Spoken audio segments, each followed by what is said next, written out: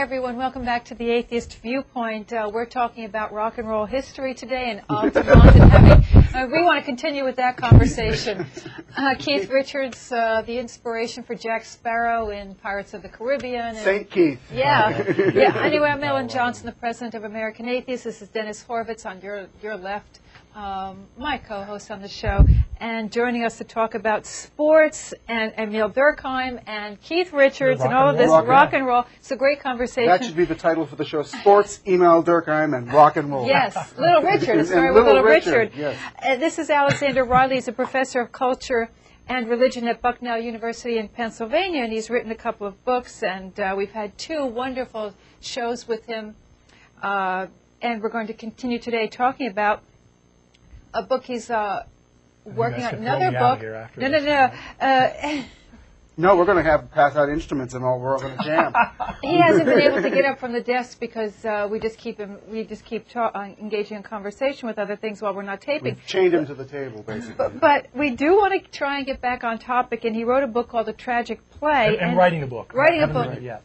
And so basically what we've talked about in the context of Emil Durkheim, the founder of sociology, is that religion is evolving in that it's kind of separated itself from its theology and what makes it relevant to human beings, which is the socialization, if this is the way I look at it. You can't just have theology. You can't just have prayer. For instance, if there's a tragic event, you cannot pray for solutions to come. The religious get in and they feed the homeless, they give them shelter, they provide medicine. The religious always do the profane along with the sacred because the sacred alone won't work. How's that for a jumping off point? The distinction that you're making right there is a very good one. The idea that, and Durkheim talks about this, the idea that religion has consisted historically of a combination of particular ideas, theological structures and beliefs about stuff, and ritualistic practices, things that you do collectively. This is Durkheim's key point, is that he says, as individualization happens in Western society, we can expect to see some of that ritualistic, collective, effervescent element of religion diminishing. And in Durkheim's argument, that's what is the core of religion. That's the thing that he ultimately says is most human about religion, and is most. And it isn't unique to religion, as we've already said in the previous. To organize religion. To organize religion, it's present. This notion of the forming of solidarity, of collective identity being formed by a relation to some. For the totemistic religions, a totem icon or what have you, that exists in a lot of different cultural spaces. But as that ritualistic stuff, practical stuff, starts to bleed away, Durkheim's argument is that, and my argument following from Durkheim, is that we can expect to see that stuff not just disappearing. Maybe it's disappearing in religion as people become more into this individualistic kind of religion, which is basically just about beliefs and so forth, and not about practices. But we can expect to see collective effervescence happening elsewhere in the culture, and I think we do. Yeah, and let me ask you something, and this is purely like for your opinion on this. Do you think the collective effervescence is something that can and should be harnessed for the public good? I think it's I agree with Durkheim, and I think it's something that's fundamentally human. Yeah. It's also something that can be used for good or for evil, right? Because just as going to a Stones show, and the Altamont show is probably a good example of both the good and the evil. You go to a Stones show in Altamont in '68, it's a good thing in the sense that you're there collectively with all your Stones fans. It's a bad thing in that the Hells Angels are beating the crap out of everybody, and a guy gets stabbed. Or as Mick Jagger said, sisters and brothers, no more farting, no more farting. That's great that can we all just get along together? Yeah. Exactly. So, of course, Tina Turner doing the microphone thing that's a whole other show. we got to talk about Altamont and the Stones, but the even a more extreme example of collective effervescence in the form that the vast bulk of us would condemn is a Nazi rally in 1933 in Germany. Right, collective effervescence is happening. People are bonding. In fact, if you've seen the Triumph of the Will, you see the totem items, the big swastikas that are up there. Seemingly. And the fact that Hitler wanted Berlin to be rebuilt in gigantic proportions. Sure.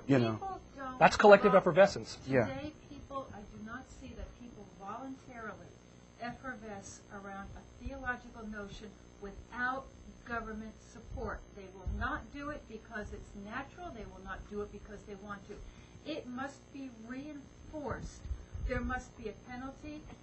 There must be something to get them to do it. Can you give me an example of where it just happens naturally? Keeps going on. Sorry, folks, I'm having my... I don't know. I think but We need a...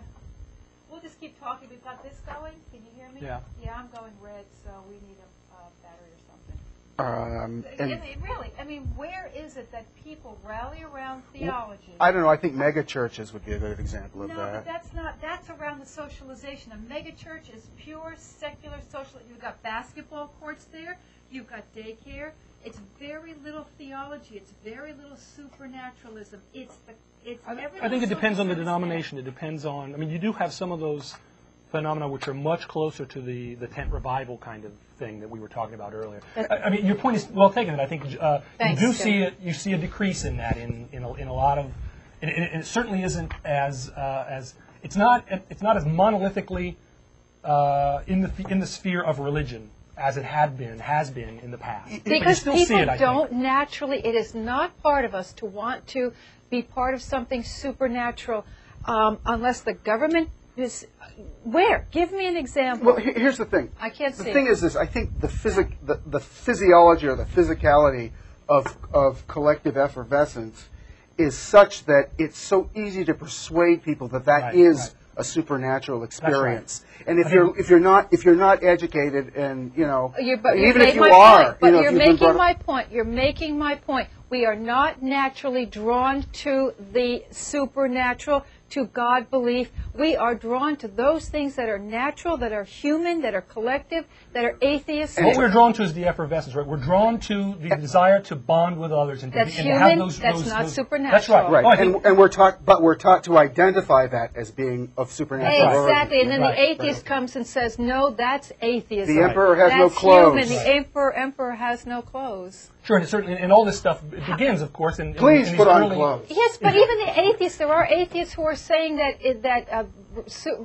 belief in theology is based in our genes. It is an evolutionary byproduct. Oh, that's a silly argument. Yeah. Richard Dawkins is selfish. This is what people are arguing, is that there's a biological basis to belief in the supernatural. I think we can be agnostic on the issue of whether or not it is, in whatever way, natural for people to believe in the supernatural. But Emil Durkheim says it's inevitable. You're saying that he says it's inevitable. No, he's saying that it's inevitable, not that people are going to be drawn to the supernatural thing, but that it's inevitable that we're drawn to that desire to bond socially with others, to culturally, to experience those things. Well, we know. Doesn't everybody already know that? Well, the fact that he points to it and says this is what's actually the core of religion.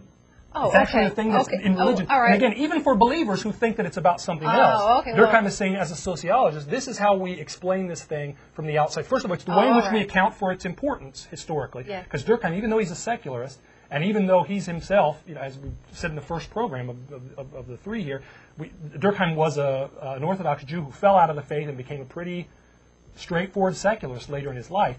He nonetheless says, as a sociologist, we have to account for why this thing. There's a great quote, or semi-quote from the book, which he says, something that's been as long-lived and as historically omnipresent as this thing, religion, it cannot be based simply in a falsehood. It cannot be based simply in untruth.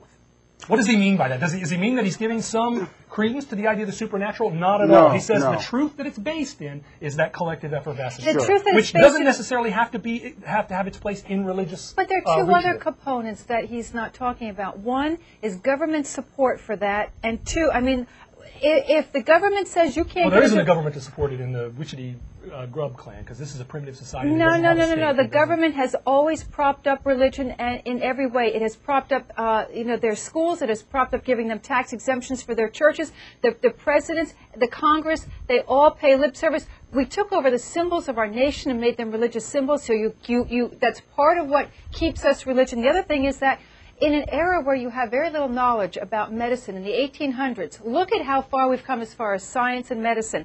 When you have very little knowledge, you try and rely on any kind of answer, and religion